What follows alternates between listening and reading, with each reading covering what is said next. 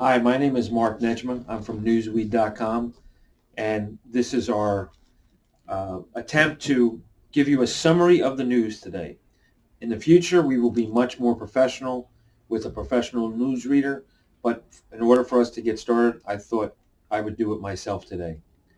I want to start off the news with just a simple comment because there's so much fear and anxiety in society. I want to read you something from the Nuremberg trial in 1945. Hermann Göring was asked a question: how did you convince the German people to accept all this? He replied, it was easy and nothing to do with Nazism. The only thing a government needs to turn people into slaves is fear. If you can find something to scare them, you can make them do anything you want. And for that, I ask you, please wear your mask and get a vaccine. In other news, today's Eva Perón's birthday, the Argentinian woman who stood up for women's rights. Now the real news. Big news in the Florida voting law. They're requiring you to show your ID. Drop boxes must be in plain view. And there will be no ballot harvesting by having sacks of ballots put in. So now asking people to have their ID is very important in Florida. Protests are beginning to start over President Biden's patent moves, where he's asked the people that have made the vaccine to disregard and open up their patents to the rest of the world so they can produce vaccine, even though the real problem is the logistics of producing the vaccine and distributing it, and nothing to do with the actual formula, because the vaccine companies are already sharing the information for how to manufacture it. So I'm not quite sure what President Biden is trying to do. In India, the coronavirus is out of hand. Most Indians are saying that it's really all about corruption because, as you know, India is one of the largest vaccine producers, or the largest vaccine producer in the world, yet their own people seem not to have the vaccine. Corruption, corruption, corruption. In the stock market, Elon Musk is boasting about Crypto.com and he expects to be on Saturday Night Live. However, he did just tweet out that you should be cautious as an investor. Perhaps he knows there's a crash coming. Perhaps it might be a trap for small investors like yourself. Jamie Dimon, one of the biggest bankers, says crypto is a scam, and it's not long before grandma is being kidnapped for crypto.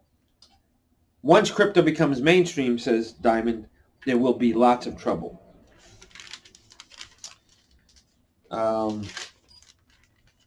Elise Stefanick versus Liz Cheney. Big fight going on. Liz Cheney is an establishment of the Republican Party. Doesn't really like Trump too much. Elise Stefanick is a person that says, well, maybe we really should look into the voting problems of the past election.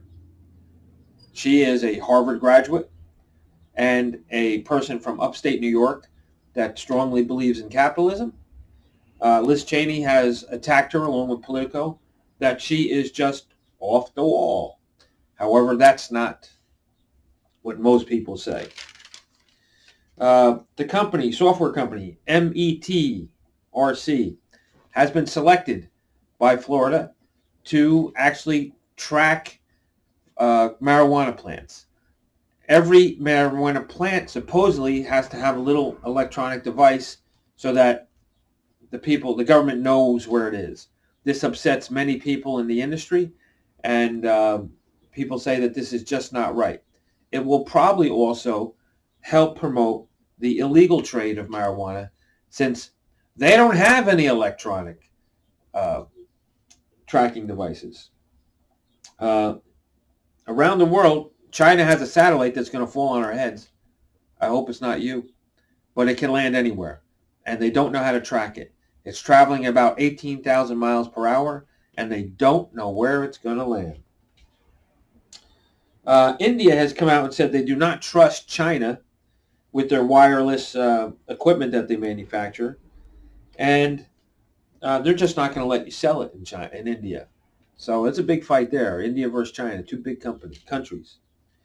Health ministers in Germany say that the coronavirus, Jen Spada, says that the coronavirus is out of control. However, it's not really that out of control in Germany. As far as the jobs report goes, there was up 266,000 new jobs, bringing the jobless rate to 6.1%. But there is major wage inflation because no one can find any workers because they're all on government support, getting their unemployment plus an extra $300 on top of that. So those people that are willing to work are getting much more wage. That's not sitting well with those people that are sitting on their butts collecting unemployment because they may become permanently unemployed, hence the wage inflation. That's pretty much our news for today as far as the big stories. There's lots of other stories that are happening in your community. We know we're not perfect as news reporters, but we're going to try to at least get the truth out to you on the stories that matter. And you can help too. If you have a story, please submit it to us. We'll be hiring a professional news person, and they'll be able to report the news directly to you. There'll only be a summary of just the facts. Please help us out. I'm Mark Nedgeman from newsweed.com. I'm the founder, and I'm sitting here with Dan DeCamp, who is helping a great deal. Thank you very much.